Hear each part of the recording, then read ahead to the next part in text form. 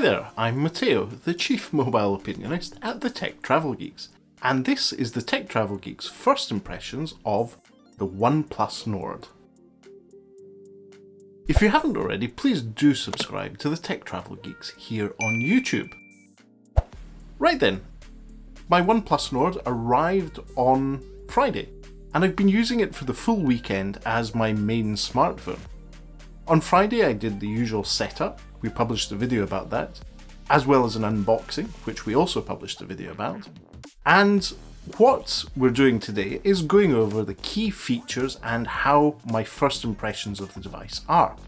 On Saturday, so yesterday, we decided to go for a walk and test out 5G on the device, as well as have some tasty dim sum. Whilst using the OnePlus Nord as my main device on that long walk, I was really quite impressed with it. Overall performance was stutter-free, very nice and smooth.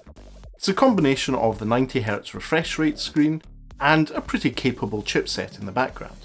Then again, I'm no big fan of 90 Hz or faster refresh rate screens. I really don't see any big advantage in them. And that's true of the Google Pixel 4 XL, which I purchased last year as well.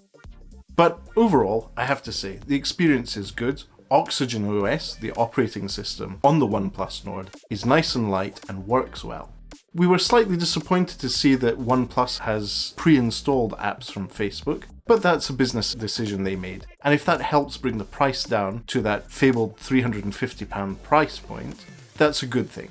So the model I purchased is the £379 8GB of RAM, 128GB storage model. That model does not have expandability thanks to microSD or nano memory cards, so be aware of that if you're thinking of purchasing a OnePlus Nord. Overall, the device is light, the ergonomics are excellent, and the screen is nice and vibrant and has good colour reproductions.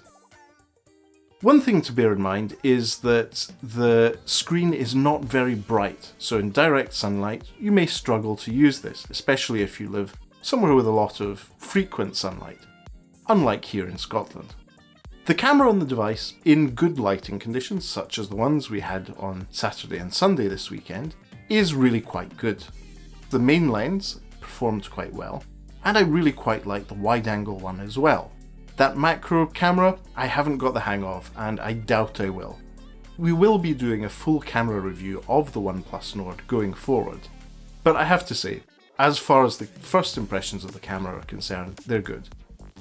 And as far as selfie cameras go, I'm very, very happy with those.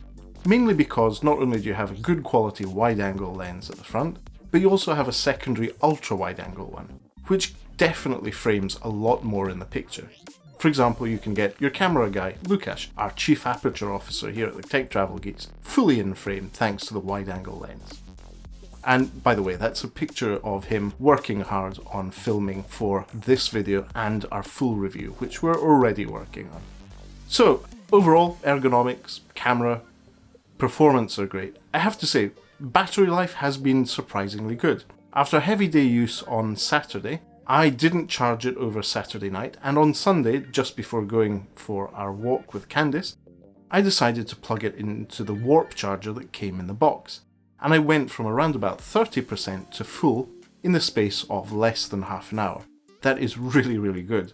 And again, after a full day of using it today, with quite a lot of pictures and a few video calls, I'm still sitting at around about 40% battery, and at the moment, it's 8:30 in the evening, so very, very good battery life from my experience.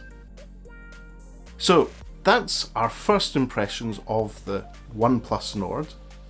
If you'd like to see more about that, we already have some other videos on the Tech Travel Geeks YouTube channel.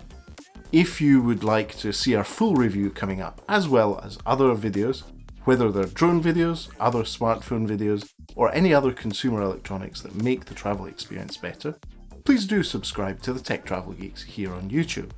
If you like this video, drop us a like, and if you have any further questions, please do ask those questions in the comments section below.